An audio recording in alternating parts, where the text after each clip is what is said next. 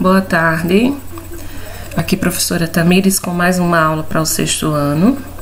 Hoje nós vamos falar sobre os aquíferos, né? Esse assunto ainda está dentro do que vínhamos estudando sobre a camada de água do nosso planeta, que é a hidrosfera. Depois nós falamos sobre as bacias hidrográficas no Brasil e hoje a gente vai terminar esse assunto falando sobre os aquíferos, né? Então, primeiramente aí, o que é um aquífero, tá? Então, aquífero, gente, são águas que estão armazenadas embaixo do solo.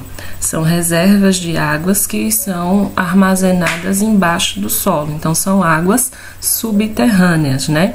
Essas águas, elas foram sendo armazenadas embaixo do solo ao longo de muito tempo e ela está sempre sendo reabastecida através da água da chuva, né? A água da chuva, ela vai infiltrando e atingindo essas camadas mais interiores do solo, certo? Então, desde as antigas civilizações, os aquíferos são utilizados como fonte de água potável, tá? Então, a água dos aquíferos são águas limpas, são águas potáveis. Por quê?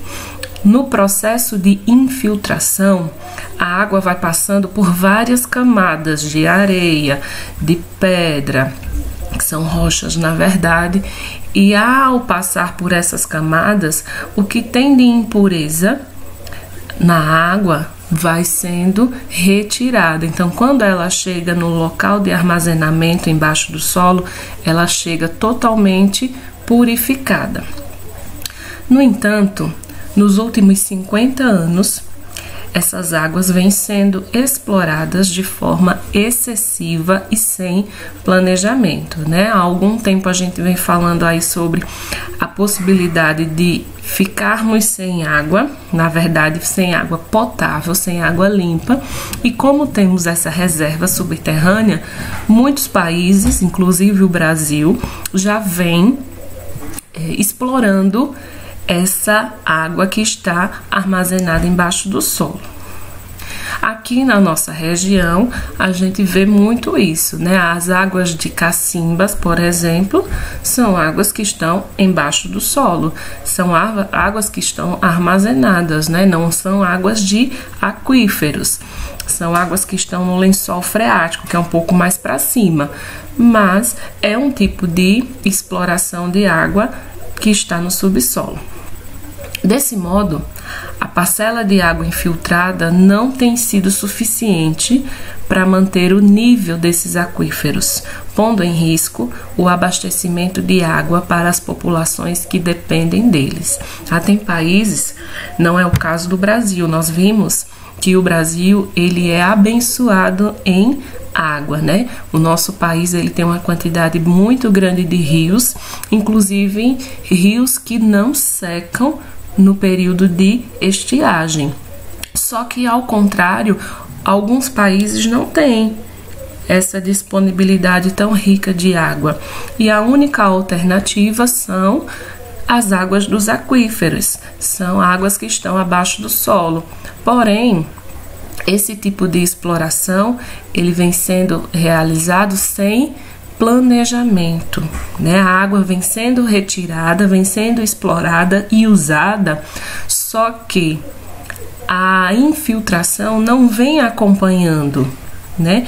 Como eu falei no início, esses aquíferos se formam quando a água da chuva ela é infiltrada. Se eu vou retirando mais do que está sendo infiltrada, uma hora a água desses aquíferos vão acabar. Atualmente, a superexploração e a contaminação das águas dos aquíferos são os principais problemas que atingem as águas subterrâneas no mundo.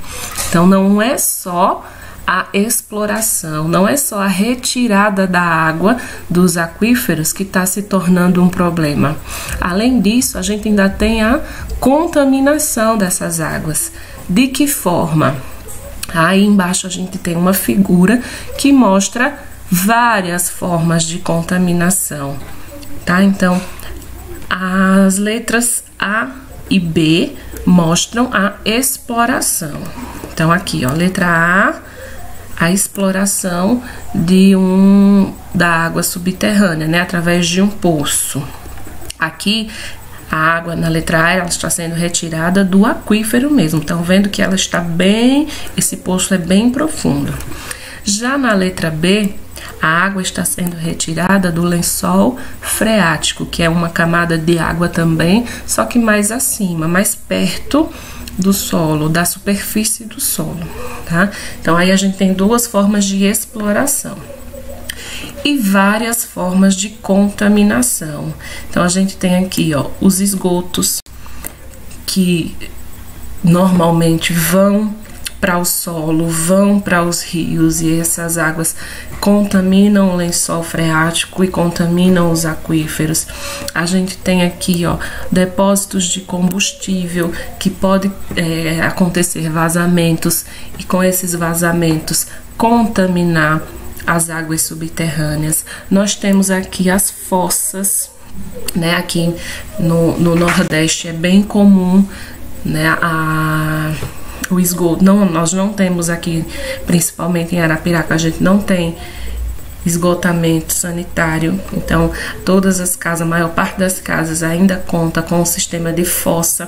Então, a água suja, todos os dejetos que vão para a fossa acabam contaminando, sim, as águas subterrâneas dos aquíferos e dos lençóis freáticos.